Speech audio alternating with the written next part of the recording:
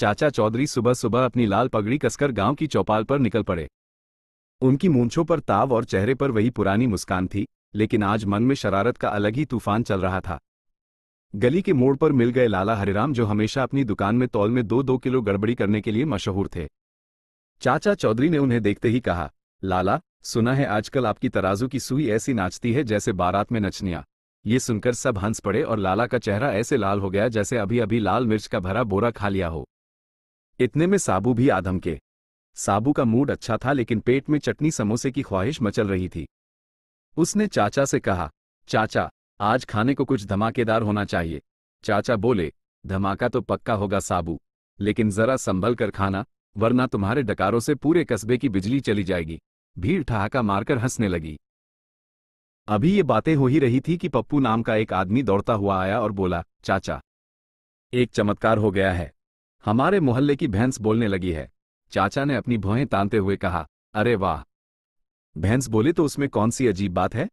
इंसान चुप बैठे और भैंस बोले, ये तो बराबरी का सौदा है। सब हंस हंसकर लोटपोट हो गए और उसी वक्त असली मजा देखने का मौका भी मिल गया। भैंस को बीच चौपाल में लाया गया और उसने अचानक मुंह खोलकर बोला, मेरे दूध का हिसाब बराबर दो, वरना दूध की जगह छाछ दूंगी। पूरा गांव ऐसे हुआ कि पेड़ पर बैठे तोते भी हा हा हा की आवाज निकालने लगे।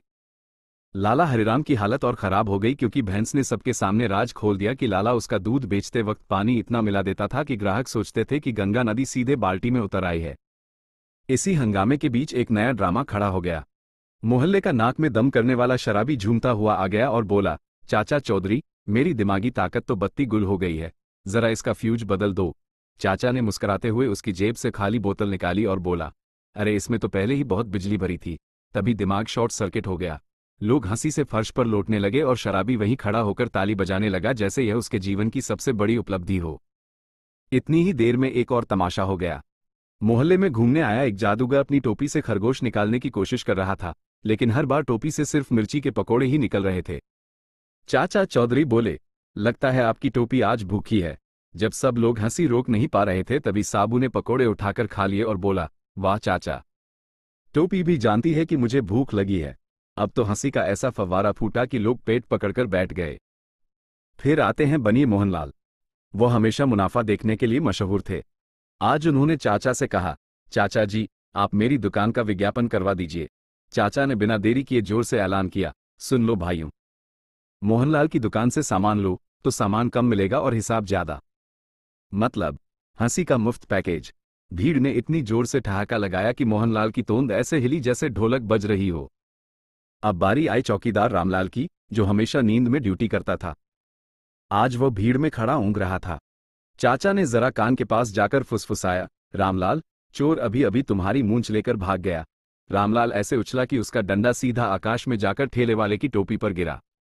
ठेला वाला चिल्लाया, अरे मेरी टोपी में आलू भरे थे, सब उड़ गए, और सब लोग हंसते हंसते दोगुने हो गए।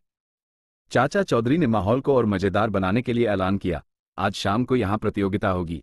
जो सबसे लंबा ठहाका लगाएगा उसे इनाम मिलेगा। प्रतियोगिता शुरू हुई और पहला नंबर आया पप्पू का। उसने इतना लंबा ठहाका लगाया कि खुद गिर पड़ा। दूसरे नंबर पर शराबी आया। उसने ठहाका लगाने की कोशिश की, लेकिन उसकी हंसी इतनी टेढ़ी मेढ़ी थी कि लोग और ज्यादा हंसने लगे।